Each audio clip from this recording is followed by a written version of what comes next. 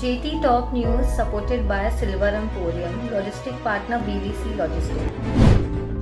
Jetty top news के इस bulletin में आज देखिए, HUID कोड को लेकर झवेरी बाजार के ज्वेलर्स हैं काफी चिंतित, प्रभावित हो रही है ज्वेलरी की आपूर्ति। शेयर बाजार में लगातार बढ़त के क्या हैं कारण, कहां से मिल रहा है बाजार को बूस्टर। शेयर बाजार में बढ़त का दौर जारी, सेंसेक्स और निफ्टी ने आज भी रचा इतिहास। और अंतर्राष्ट्रीय बाजार में सोने के दाम पड़े फीके, गोल्ड स्पॉट की कीमत में मामूली गिरावट। केंद्रीय उपभोक्ता मंत्रालय द्वारा ज्वेलरी पर HUID कोड लागू किए जाने के बाद मुंबई के झवेरी बाजार में इन दिनों दहशत का माहौल दिखाई दे रहा है। हर ज्वेलर HUID कोड को लेकर काफी चिंतित नजर आ रहे हैं। ज्वेल 10 न्यूज से बातचीत करते हुए झवेरी बाजार के कुछ बड़े ज्वेलरों का मानना है कि सरकार को HUID कोड लाने से पहले इस पर गंभीरता से विचार करना चाहिए था, लेकिन सरकार ने HUID कोड को जल्दबाजी में लागू कर देश के लाखों ज्वेलरों की परेशानियां बढ़ा दी है। में HUID कराने में सबसे बड़ा माइनस पॉइंट अभी यही है कि एक चीज़ को और रिक्वेस्ट डालने के बाद भी रिक्वेस्ट एक्सेप्ट करने से लेके माल देने से लेके माल आने तक में कम से कम सप्ताह या 8 से 10 दिन जा रहे हैं, तो ये हमारे बिजनेस के लिए इतना लंबा टाइम नहीं चल सकता है। हॉलमार्किंग को लेके जो अभी सिचुएशन क्रिएट हुआ है वो HUID का है। वो जैसे कि कुंदन ज्वेलरी तो एग्जेम्प्टेड है, ऐसा सुनने में आया ही है, बाकी तो हॉलमार्क तो इम्पोर्टेंट है। HUID आने से अभी जो हॉलमार्किंग में एक दिन में जो काम होता था, आज उसी को 6-6, 7-7 दिन लग रहे हैं। आज बॉम्बे में इतने हॉलमार्क सेंटर्स नहीं है कि जो डिमांड है बॉम्बे में जो हॉलमार्किंग का तो वो पूरी नहीं हो रही है, तो उसके लिए जो काम एक दिन में होना चाहिए वो 10-10 दिन लग रहा है, तो उसके वजह से काफ़ी दिक्कतें आ रही है। हॉलमार्किंग में भी गवर्नमेंट के सर्वर पे बहुत इश्यूज़ है, उसमें प्रॉब्लम्स है। फिर सर्वर पे हमें कोई चीज़ मॉडिफिकेशन करनी है उनके ऑनलाइन पोर्टल पे, तो वो भी नहीं हो रहा है। तो बहुत सारी चीज़ें हैं जो प्रैक्टिकली उनको बदलनी ज़रूरी है हॉलमार्किंग लागू करने के पहले, HUID के पहले। इन दिनों मुंबई शेयर बाजार और राष्ट्रीय शेयर बाजार प्रतिदिन एक नया इतिहास रच रहा है।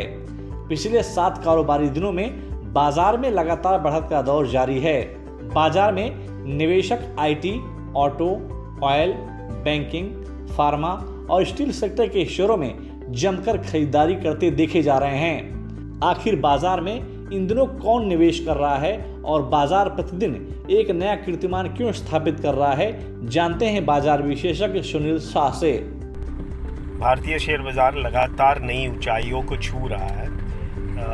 रीज़न्स वही एट्रीब्यूट करूंगा मैं। एक तो कि जो मैक्रो इकोनॉमिक नंबर्स हैं वो लगातार अच्छे आ रहे हैं, परचेज मैनेजर इंडेक्स कहिए या GST कलेक्शन कहिए या दूसरे मैक्रो नंबर्स जो है वो लगातार अच्छे आ रहे हैं। दूसरी बात कि जो नंबर ऑफ कोविड केसेस है, new cases after second wave, हमने देखा कि उसमें काफ़ी गिरावट आई है और लगातार गिरते जा रहे हैं। वैक्सीनेशन का दर बढ़ते जा रहा है लगातार, और ओपनिंग अप भी हो रहा है, क्योंकि सेकेंड वेव में काफ़ी स्टेट ने लॉकडाउन किए थे, वो अब अनलॉकिंग की प्रक्रिया में है, तो वो भी एक पॉजिटिव रीज़न रहा है इकोनॉमी के लिए और कैपिटल मार्केट के लिए। तीसरी बात हमने ये देखा है कि जहाँ तक कॉर्पोरेट अर्निंग्स है, तो हमने देखा पिछले साल में Q3, Q4 और इस साल का Q1 जो बहुत ही बढ़िया रहा कॉर्पोरेट अर्निंग्स, और कॉर्पोरेट अर्निंग्स टू GDP, जो कॉर्पोरेट अर्निंग्स टू GDP जो रेशियो था वो बेहतरीन रेशियो में से रहा है हिस्ट्री में। और एक और चीज़ ये हो रही है कि जो इंटरेस्ट रेट है फिक्स रिटर्न के, वो काफ़ी कम आ रहे हैं, तो वो भी कंपेल कर रहे हैं इन्वेस्टर्स को मूव करने के लिए।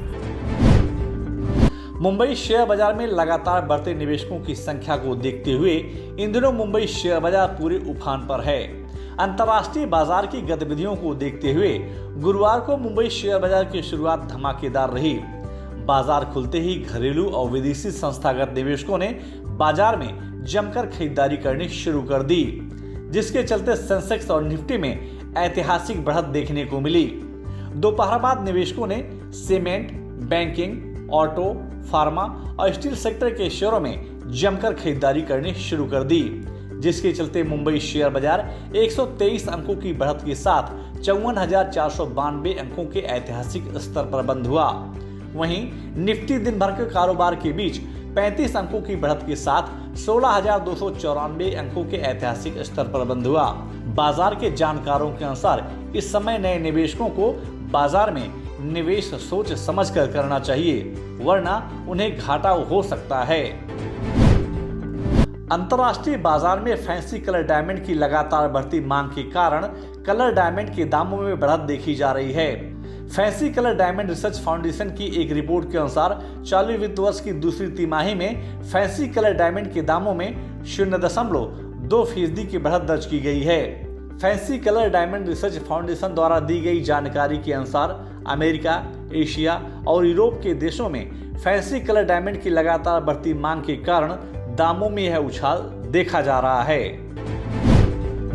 मुंबई, दिल्ली, कोलकाता और चेन्नई के सराफा बाजार में गुरुवार को सोने और चांदी की मांग में नरमी देखने को मिली। विश्व बाजार में सोने और चांदी के दामों में गिरावट के बीच मुंबई सराफा बाजार में शुद्ध सोने के दाम 78 रुपए प्रति 10 ग्राम की गिरावट के साथ 47,814 रुपए के स्तर पर कारोबार करता हुआ दिखा, जबकि शुद्ध चांदी 128 रुपए प्रति किलो की गिरावट के साथ 67,473 रुपए के स्तर पर कारोबार करता हुआ दिखाई दिया। बाजार के जानकारों के अनुसार आने वाले दिनों में सोने और चांदी के दाम में करेक्शन देखा जा सकता है। कारोबारी शुरुआत के चौथे दिन यानी गुरुवार को अंतर्राष्ट्रीय बाजार में गोल्ड स्पॉट की कीमत में गिरावट देखने को मिली। दिन भर के कारोबार के दरमियान गोल्ड स्पॉट की कीमत में 0.03 डॉलर प्रति औंस की मामूली गिरावट देखने को मिली। दिन भर के कारोबार के बीच गोल्ड स्पॉट की कीमत 1811 डॉलर प्रति औंस के आसपास कारोबार करता हुआ दिखाई दिया। बाजार विशेषज्ञों के अनुसार आने वाले दिनों में सोने के दाम में थोड़ा और करेक्शन देखा जा सकता है। जेटी टॉप न्यूज के इस एपिसोड में बस इतना ही। आपको यह न्यूज कैसी लगी और आपके क्या सुझाव हैं, हमें कमेंट बॉक्स में जाकर शेयर जरूर करें। और अगर अभी तक आपने जेटी टॉप न्यूज को सब्सक्राइब नहीं किया तो आप तुरंत सब्सक्राइब, लाइक और शेयर जरूर करें, जिससे आप तक ज्वेलरी इंडस्ट्री की अपडेट खबरें पहुंचती रहें। JT Top News supported by Silver Emporium, logistic partner BVC Logistics.